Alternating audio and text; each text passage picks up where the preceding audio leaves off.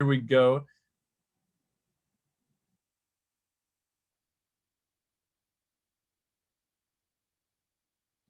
Thank you very much. So taking it from the top. If you're wondering who's been doing a lot of speaking right here, this is our new family engagement coordinator, Miss Erica Rodriguez. She's been instrumental in organizing our international festival with our VIP. I'm going to share with you some of our enrollment numbers, and the only thing that's changed under this roof is Erica being added. So I think she gets all the credit for increased enrollment. But for real, she's been a wonderful teammate, and I can say she's also an IB graduate, which is really neat. So Erica, anything else you'd like to add? Well, yes. Yes, I was an IB candidate at my high school, Trinity High School. It's in Euless in the HEB school district area. I'm not sure if you guys are familiar. From there, I went to American University in Washington, D.C. IB actually gave me, through my IB exams, I want to say I got over a semester worth of credits from my IB exam scores. So that did kind of save me quite a significant amount of money, which was nice. And IB just kind of introduced me to just, I guess, a different way of thinking. It helped influence me join the Peace Corps, which is what I did after college. And now I'm here, and I would love to bring, I guess, my own personal experiences with IB, just, you know, since I'm so familiar with the program, just kind of bring this to infinity. And Mr. Schwabro is amazing, and I do enjoy working with him. So I am very much looking forward to the next year. On the slide, you will see my email and my office number. Feel free to contact me with any questions, concerns, anything, even if it's just a chat. I would love to meet more parents.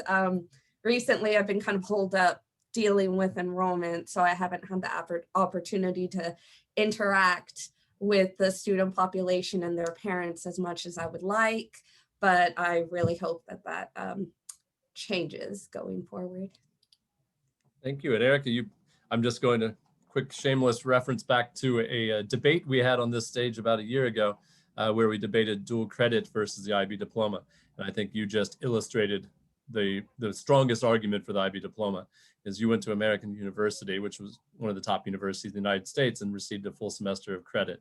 That doesn't happen with a community college transfer. You don't get that much credit generally at the most elite universities because they want your credits to be from theirs. But the IB diploma is seen as being equal to their courses. And that's, for those who've chosen IB diploma for their children, that's the strongest reason, I would say. And you'll get to hear some stories of our alumni in a moment to show what they're experiencing too. So our agenda will be to review our vision statements that we set last year, as well as key needs that we also established. We're going to give you the opportunity to evaluate, which you many have right now in a form that's in the chat. Eric, if you don't mind putting that back out there, they can have a look at it in advance. We're going to share a few improvements, which you've already gotten to see a couple of, for next year, and what are the needs that will drive next year's plan from your perspective as parents. We really want your voice to be included before that next step is nailed down. And then we're wondering what will we look like in your mind? What will Uplift Infinity Preparatory look like when we reach these goals and overcome these problems? Because it is an annual endeavor. If you would like to, I'm going to share also in the chat the ability for you to put your own Post-it notes and comments as we go. I want to just make sure that everybody is in here. So if you want to put it in the chat, that's great. If you want to add it to our Jamboard, I just put the link right there, but let's all get in for right now. And it'll be a quick session, but I want to know who's with me. So if you go to that link, you can go here and grab your favorite color and say, I'm in, because your voice is so critical and has been so important and is going to be asked to be even more important and involved next year. There we go. We got an anonymous bat that has joined us.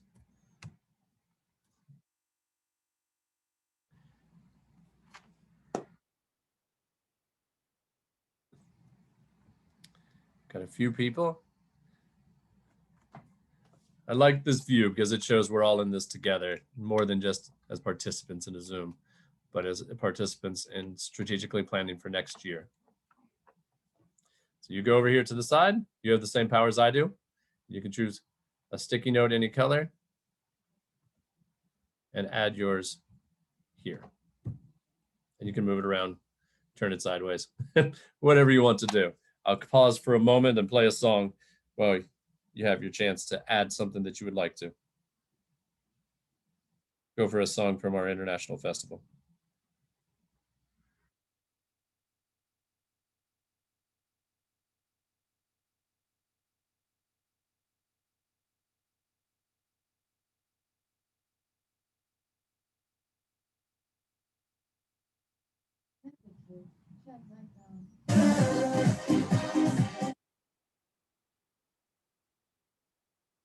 You can also zoom ahead and see some of the content that you might want to see here. You have access to the full presentation. So here we go. I'm sorry? Yes, sir. So last year we gathered together 78 of us to form a vision for 5 years to drive what improvements could be measured each year and see where we were getting. It is a 5-year vision.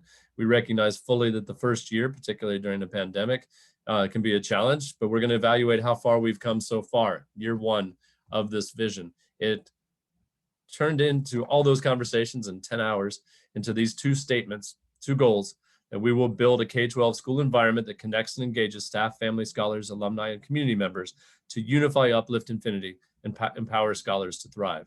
We'll empower scholars to develop self-awareness and confidence in order to take ownership of their learning and engage in their community. We're not going to revisit these yet. We will revisit them at the end of year 2, just to make sure all the wording is something that we're all still behind and add anything we might need to, so we don't have to wait 5 years. But first we need to evaluate how we've done on the current vision. So let's get into some of the data we have at our disposal right now. A lot of it is still coming. Our sense of belonging data was the highest in the Uplift network. This included middle school as well, but these percentages are just for high school. The district average positive is also just for high school, so we can see comparatively. Is that where we want to get? No, we'd like to get up into the 60s. That's getting into elite territory of sense of belonging, and that's where we'll set our target for next year. But there were some areas that reached that 60s already. Number 3 was how much respect do students at your school show you? And we reached 62%. That was a huge growth over the first semester. And it was because of a lot of student leadership. I'd like to shout out the class of 2022 as seniors, because their voices have certainly helped to guide this process. Do we have pockets where we need to improve? 100%. We're going to get into those next. But this was student survey, and this is where they felt the best. We were moving up in how well do people at your school understand you as a person? How connected do you feel to the adults at your school was one that we were going to need to target next year. And number 6, at your school, how often are you invited to share about your culture? That actually fell 10%, but I do want to share just a little background to it, because we did have the Real Talk conference. We did have the Black Student Union that was founded this semester. We had the Empower Her Hour Club that was founded this semester. We had a number of things happening. However, 90% of the students taking the survey were Hispanic, and Hispanic Heritage Month was in October. So we hadn't spoken as much about Hispanic heritage during this time period. It's something to review, certainly within the curriculum and within our activities, just to make sure that we're celebrating everybody all the time as best we can. But those months are set aside. We also had the Asian American and Pacific Islander month that we celebrated this year for the first time in May with a guest speaker. So there were a lot of things going on, and we'll continue to make it better. But I wanted to give some contributing background. It may not have been the culture of the students filling out the survey, therefore it fell. I will mention, actually, side note, through Black History Month, which did coincide with this survey, it was taken at the end of February. overall, our African-American Black population surged by 20% in their sense of belonging during the course of that. Our teacher of the year was Mr. Ralph Ruffin, who's the founder of that. And I've already kind of put it out to our overall community that we want all demographics to have that 20% growth. And I also want to celebrate what an amazing accomplishment that is. You will not see that type of growth on any other campus. We've also done extensive diversity, equity, and inclusivity work this year, and you can see it through our budgeting. We spent some money to have an outside counsel to help guide us through the process, and I think that has really paid some dividends for some students, and I think that this is going to be continuing to be a goal to reach that vision for all 5 years. We'll continue to look at this metric to see how we're doing. Another metric that was introduced this year was the No Place for Hate survey that came out in January. And this was through the Anti-Defamation League. And this got specifically into the areas of bullying, not necessarily like a code of conduct bullying, but more of that just ongoing meanness in the community. I don't believe it's down to like one person or a couple people in the way that people thought about these areas. I believe it was kind of like our environment. Anything that was an individual doing bullying goes directly into our code of conduct, and we respond to that immediately. We don't wait for surveys to tell us this. We did found a No Place for Hate survey this year as well that gives students the ability to anonymously put forward information to us directly so that we're not having to bump into things. And so they have a way of doing things without putting themselves out there as much. So areas that we will continue to need to grow were particularly in the area of race/ethnicity and sexual orientation. Again, this was before Black History Month and its timeline. So I don't know what would have come about, but I absolutely know that we will need to have a constant focus upon getting along on our campus for all of these reasons. So you can see 16% of the survey responders either strongly agree or agree with the idea that these forms of bullying are a problem at our school. Sexual orientation was an even bigger group. 1 in 3 feel like we have problems with bullying people because of their sexual orientation. We did have, our GSA was very active this year. We did have a panel discussion with parents in January as well, which included our GSA. This is going to be continuing to be an ongoing focus to make sure that all students are welcome on our campus. Immigration status and religion were much smaller groups. I'd be curious to know more about the religion too. And that's why once we can start asking questions and getting stories, I'd want to know what type of religious discrimination students were describing. So we will also have this next year to see if improvement has been made. I will say that our clubs and our teacher leadership, as well as our conference, seem to have the greatest effect. And students also rated that on a student survey as their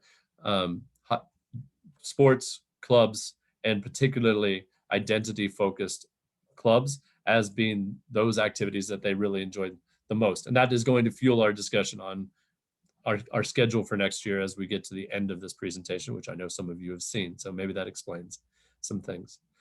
Our enrollment, I was shouting out Ms. Rodriguez as our FEC, our Family Engagement Coordinator. This year moved up 12. It was the highest that we had since 2017, 2018, but still within the range of what we had been having previously. For next year, we have our largest growth that we've had as a campus. That could be explained in a variety of ways. It is one thing to definitely say, get your places, everyone. Like if you haven't completed your re-enrollment, don't assume that you'll be able to do that later in the summer. Please make certain that if you intend to come here, you have already completed that because our schedules are almost ready to roll on a much greater scale.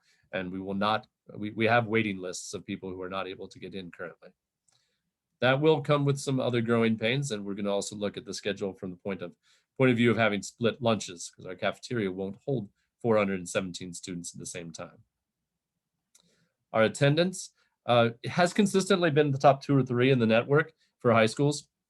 In January, ours was lower than the norm, at least by the survey, but we also had a lot of Omicron cases during that time. It was the highest COVID response that we've had. So we wanted people staying home if they were sick. April was our senior skip day, which cost us around $2,500 as a network. So we might have to speak with the seniors. They've heard us though, and we're making some better communication in that area too. We would like to get back up to 97%, which is where we were prior to COVID.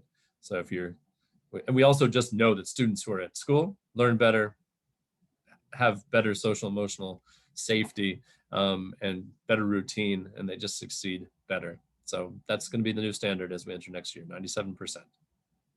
In terms of sports, it was a great year. It was nice to get back and see what students would get into. Some things started faster than others. Some things started second semester, but some of them never went away. We kept them going last year, even with half the students on campus.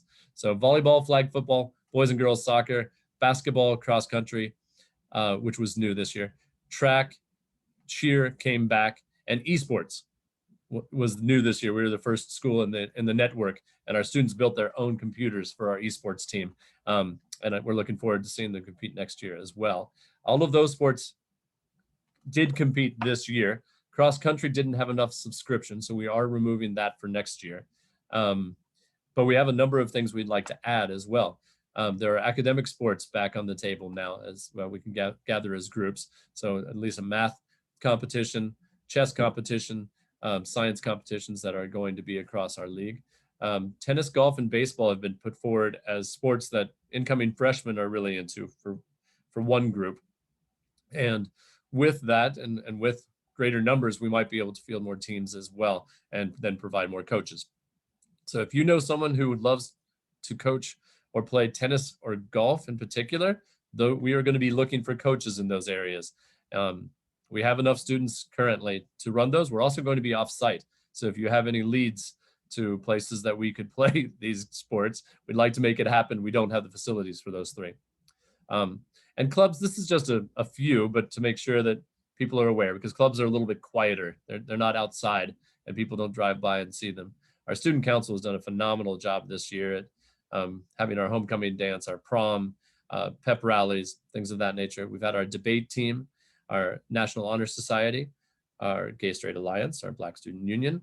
We have a tech team that is right now in about an hour going to be running the middle school 8th grade awards ceremony. So you may see them working there. They're working the sound for the event. The Empower Her Hour I mentioned earlier went to a conference, as you can see here, and it was really to focus upon more voice for our female scholars. Atzlan continues and had a banner day at our fall festival, and our theater club is continuing and gaining more steam, even if we didn't quite get where we wanted to this year, because many people had to work after school and we just couldn't get all the rehearsals necessary. Erica, can you read me the chat, please? If there's anything that I need to know before I go forward? Yes, there was a comment by Michael T. He said that music has been lacking. Some want to sing or learn musical instruments. And that is one thing that Ms. Gio is not here now, but she and I have talked about an outside musical instructor, because that's one way that I can make sure we have one. We haven't had enough students that have signed up for courses when we've offered them. And staffing it within the schedule is a real expense because you have to get a full teacher. But that morning time that I'm going to go into on the schedule in a moment, I would love to hear singing in the morning. And we have had music clubs. We have had live performances at Fall Festival this year.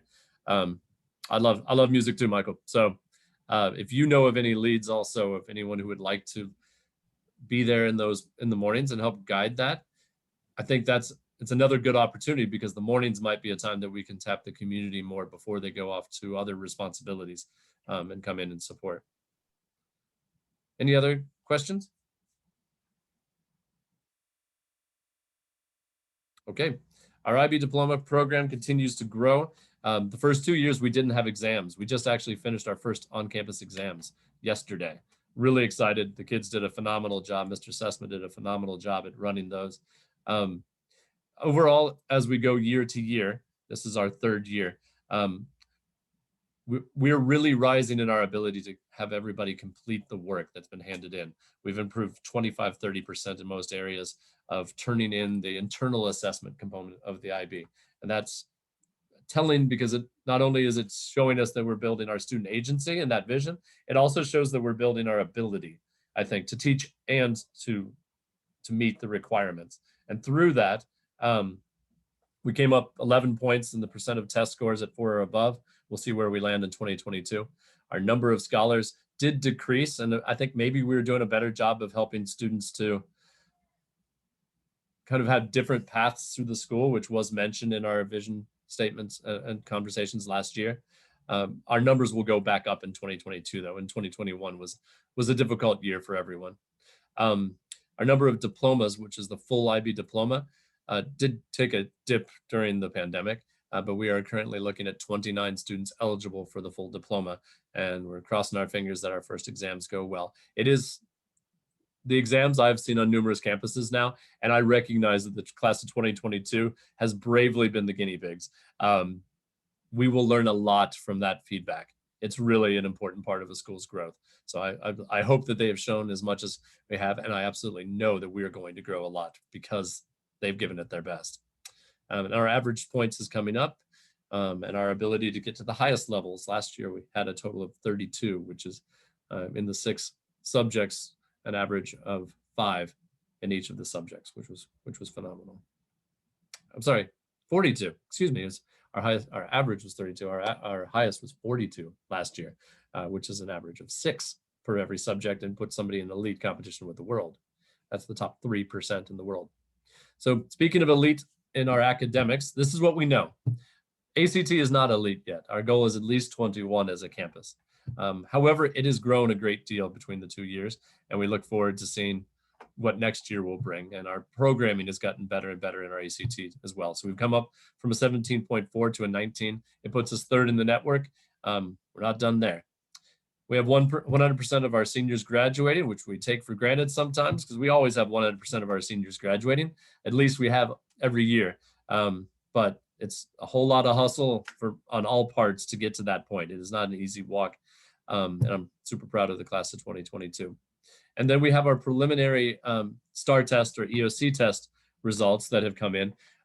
There's a variety of ways that you can represent this data, and it's still being, it's only been out for a day, and we're still waiting for the English 1 and English 2 results to come. So once we have the state's view of how we've done, we'll put that out to you in a different way. But I'm still happy to report something to you. So if you look back at 2018 and 19, when we last had STAR tests in the similar way, we ended up with a 90% and an A rating as a school, and these were the scores that we had during that time. Our algebra score has tripled, obviously different students, but that's just a really pronounced growth with that many students, 2 out of 3 reaching the approaching expectations or higher. So that still means we have 1 out of 3 that did not reach approaching, and that is going to be an area we continue to grow, but it's the right direction again. Biology made a 15% leap, and US history was absolutely tops in our network and puts it up there with the most elite high schools in the state, with 96% of our 11th graders getting to approach as expectations or higher. So just a phenomenal job. Please shout out those teachers and those teams of teachers. It's not an easy thing, and it's been a hard year for a lot of people. So the perseverance has been really appreciated. Our English teachers are really waiting to get their results too. So we'll see it soon. Mr. Schraubero, yes. We had a question from Yes. Ms. Catherine Gant. Yes, Ms. Gant. I may have misheard during the Spanish Zoom, but did you say the kids who earn IB get auto acceptance to any Texas public university? That is correct. Including the full IB diploma. Andrea Villanueva can put that. We have a new RTCC newsletter coming out. So if there's any exact wording, and there usually is in these types of high financial things, I'll put it back out to you in the exact wording that the state has put it in.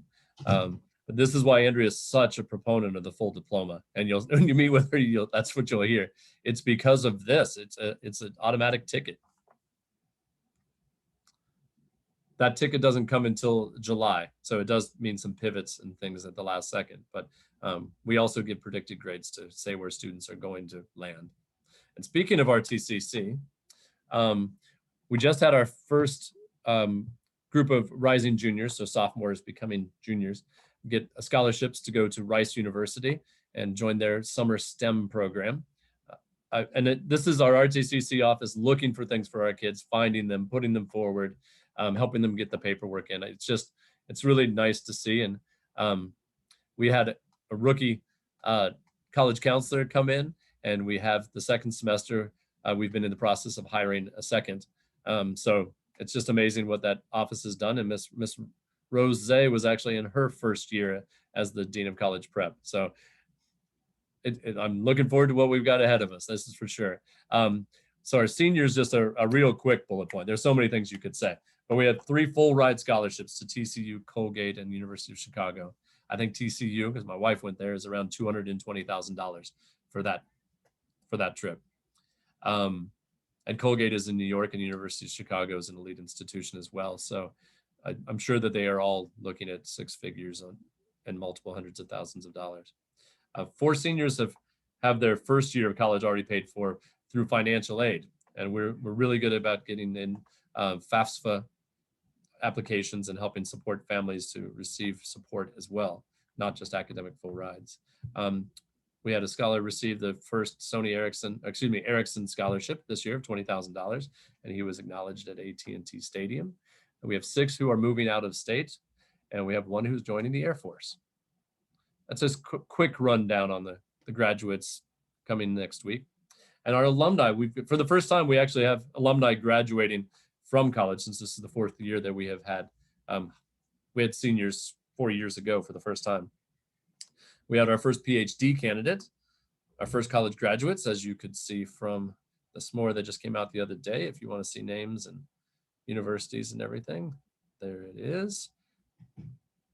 And it was refreshing at the start of this year also to hear numerous, not like double digits, but numerous classes of 2021 students coming back and saying, wow, I sat down with my college counselor and I've tested out of the first 2 years of my of my college education. So they could have already qualified for an associate's degree if that's where they wanted to stop. And we know that their chance of finishing the bachelor's degree is greatly improved, both because of their skills that they've gained and because of they're not having to have the financial or time burden of taking all of these classes that they're already prepared for. That is all of RTCC. And now it's time to get your rating of where we are. So I think most of you already have this to begin with. I'll review it quickly. Mainly, we would like to know how we did in our problem statements of last year and our vision. 1 to 4 rating, 1 being poor, 2 being okay, 3 being good, 4 being excellent. And what evidence you are looking at to make your judgment so that we know to look at that evidence ongoing as well. Here is the link. Eric, if you can put it back in the chat for me, please. I'm going to go to the next slide. Here's the QR code. Give everybody a second if they need one.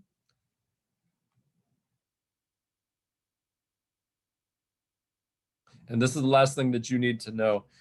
So I will review things just to make sure that we've got everything right. This is not the version that I would like anyone to send out to anyone, because I know that I'm looking at the lunch schedule most particularly to make sure that we're not bumping into middle school there. And that will be the last piece, and I'll publish it to you all after that. And then you can put it up on your refrigerator. But this is what we're looking at for next year. I'm excited about all the wellness student life that will come from this level of freedom in our mornings. I really feel it's the best response we've had to student needs. I also know that our advisory program and intervention program will be better. And maybe a little less intense in trying to do everything all at the same time, because these will rotate.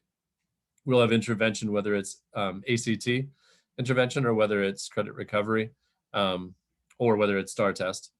We have differentiated intervention in the afternoons, and we'll also have the advisory at 2 days a week. So that's what that looks like, making certain that we maintain those relationships and improve them. And I will be asking you at the end here, if we address these problems, we've listed what will we look like next year and then years to come. So backing it up just a moment, please give us your feedback in the survey. And I am going to end the video just to make sure that our video is not too long. Mr. Schwalborough, we did have 2 more comments. Wonderful. Let me just stop to do this real quick.